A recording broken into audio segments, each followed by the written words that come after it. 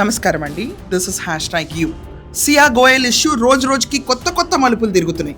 Already ఇక్కడ సియా గోయల్కి మరణశిక్ష విధించాలి, ఫాస్ట్ ట్రాక్ కోర్టుకి మూవ్ చేయాలని చెప్పి క్యాండిల్ మార్చ్ ఫాస్ట్ కూడా జరుగుతూనే ఉంది.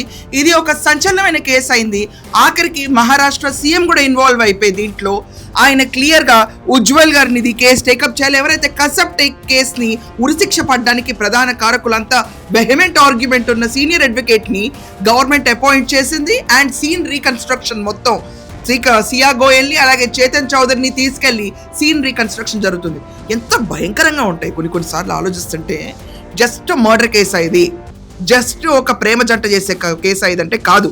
ఈ so called Siya Goyal and Chetan Chaudhary వీళ్ళు ఎంగేజ్మెంట్ కంటే ఎందుకంటే ఫిబ్రవరిలో ఎంగేజ్మెంట్ జరిగింది, ప్రతి ఒక్కరికి తెలిసిన విషయం ఇది. ఎంగేజ్మెంట్ కంటే ముందు వీళ్ళిద్దరూ కలిసి ఒక 1 వీక్ పాటు హాలిడే ఎంజాయ్ చేశారు. వాళ్ళ ఫ్రెండ్స్ అందరూ కలిసి హ్యాపీగా వాళ్ళు ఉదయ్పూర్ వెళ్ళి హాలిడే ఎంజాయ్ చేద్దాం అనుకున్నప్పుడు వాళ్ళిద్దరూ ఫిజికల్గా ఇంటిమేట్ అయ్యారు. ఫిజికల్ ఇంటిమసీలో ఈ అమ్మాయి ప్రెగ్నెంట్ అయింది.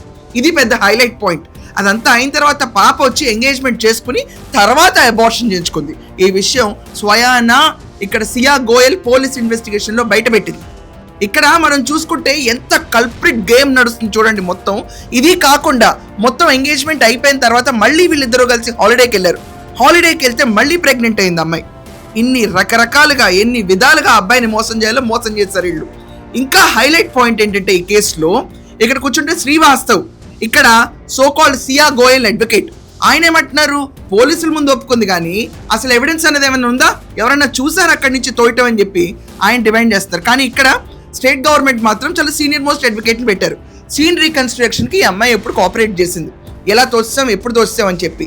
ప్రేమకి అనుకూలంగా లేడు, నాకు ఇంట్లో అనుకూలమైన వాతావరణం లేదు, 2 కుటుంబాల పరువులు పోతా ఉంటాయి, ఆఖరికి మా కుటుంబ పరువు పోకూడదు, మేమిద్దరం ఫిజికల్గా ఇంటిమేట్ అయ్యేంత ఫ్రెండ్షిప్ మా ఇద్దరికి ఉంది, ఇతను చచ్చిపోతే జాలితో ఉన్న నన్ను చేతన్ చౌదరికి ఇచ్చి పెళ్లి చేస్తారు అన్న ఒక ప్లాన్ వేసి వాళ్ళిద్దరూ థర్డ్ వేవ్ అన్న కాఫీ షాప్లో కలిసి ప్రాపర్ రెక్కీ చేసి అక్కడ మనం చూసుకుంటే లోహాగఢ్ ఫోర్ట్కి ఆల్రెడీ ఆ క్యాండిడేట్ ఒకసారి May 30th వెళ్ళి ప్రాపర్గా రెక్కీ చేసుకుని కేతన్ అగర్వాల్తో మళ్ళీ at the same time June 4న ప్లాన్ చేస్తే కుదరకపోతే పాప మళ్ళీ కూర్చుని క్లియర్గా June 5th బాలి వెళ్ళాల్సిన ట్రిప్ ఉంటే ఒక్కళ్ళే వెళ్తే మళ్ళీ ఏమవుతుందో ప్రేమకి భగ్నం జరుగుతుంది కదా అని చెప్పి పాప కుటుంబ సభ్యులందరినీ ఇన్వాల్వ్ చేసి దారిలో ఒక పిట్ స్టాప్ దగ్గర అయితే అతని పాస్పోర్ట్ తీసేస్తే తీరా ఎయిర్పోర్ట్కి వెళ్ళిన తర్వాత కేతన్ అగర్వాల్ పాస్పోర్ట్ కనపడకపోతే డ్రాప్ అయిన ట్రిప్.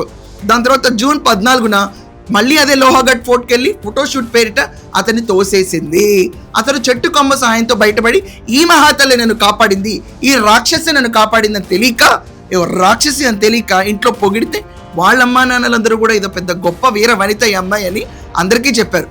ఈ కేసులో ఇంకా విచిత్రం, 18వ తారీఖున మళ్ళీ తోసి చంపేసిన తర్వాత మొత్తం కాల్ డేటా తీశారు. ఈ రోజు ఈ ప్రెగ్నెంట్ చాట్స్ ఏవైతే ఉన్నాయో ఇవి వీళ్ళు వెకేషన్కి వెళ్ళిన ఫోటోలు ప్రతి ఒక్కటి ఈరోజు పోలీస్ చేతుల్లో ఉన్నాయి.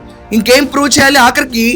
సో ఈ సియా గోయల్ వాళ్ళ అడ్వకేట్ శ్రీవాస్తవ్ గారు అంటారు, ఏమంటే వీళ్ళిద్దరి మధ్యలో ఉన్నది రిలేషన్షిప్ అని ఎలా ప్రూవ్ చేస్తారు, ఎక్కడైనా బయట లెటర్లు ఉన్నాయా, ఏమైనా కలిసి దిగిన ఫోటోలు ఉన్నాయని.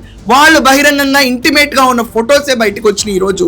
అది కాకుండా వాళ్ళిద్దరూ హోటల్లో స్టే చేసింది, ఈ అమ్మాయి అబార్షన్ రిసిప్ట్స్.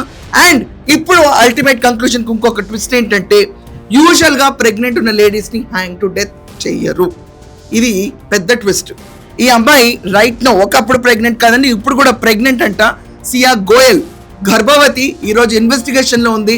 గర్భం దాల్చిన తర్వాత కూడా క్లియర్గా ఇంట్లో చెప్పే దమ్ము లేక ఆ చేతన్ చౌదరి అనే వ్యక్తి పారిపోవడం అంటే వద్దని చెప్పింది ఈ అమ్మాయి. అతను కూడా ఈ అమ్మాయి ఈ కేతన్ అగర్వాల్ ఆస్తి మీద చాలా కన్నేసి మొత్తం రెక్కీ చేసి డబ్బులంతా స్వాహా చేయొచ్చు అంటే ఈ అమ్మాయి భారీ మొత్తాన డబ్బులు చేతన్ చౌదరి అకౌంట్కు ట్రాన్స్ఫర్ చేసింది. మొత్తానికి ప్యాంపర్ చేసి తనకి తన బిడ్డ తండ్రిని ప్యాంపర్ చేసి రిచ్ చేసి ఫ్యామిలీలో ఇంకా ఆప్షన్ లేదు. ఈ అమ్మాయి చాలా డ్రామా వేయాలి కదండి, ఎంత డ్రామాలు వేసిందండి. ఇతనితో హాలిడేకి వెళ్ళి ప్రెగ్నెంట్ అయ్యి ఇక్కడ ఎంగేజ్మెంట్ ఫొటోస్ ఏమన్నా కురిపించిందా ప్రేమ. ఆ అమ్మాయి కళ్ళల్లో చూస్తే నాకు నిజంగా భయం వేస్తుంది. రేపు ఎవరైనా అబ్బాయిలు పెళ్లి చేసుకోవాలనుకున్నప్పుడు ఇలాంటి కళ్ళు ఇంత ఆరాధపూర్వకంగా చూసి అమ్మాయిలు చూసి భయపడి తీరుతారు. సోషల్ మీడియా మొత్తం ఒకే ట్రెండ్, మేము ఫోటోషూట్లకు వెళ్ళాం. ఈ ట్రెండ్ క్రియేట్ చేసింది సియా గోయల్. ఈ సియా గోయల్కి ఈరోజు ప్రెగ్నెంట్గా ఉన్న ఏదున్నా కూడా ఆ అమ్మాయి సీన్ రీకన్స్ట్రక్షన్కి పార్టిసిపేట్ చేయాలని పోలీసులు అయితే తీసుకెళ్లారు. లోహాగఢ్ ఫోర్ట్కి వెళ్ళారు.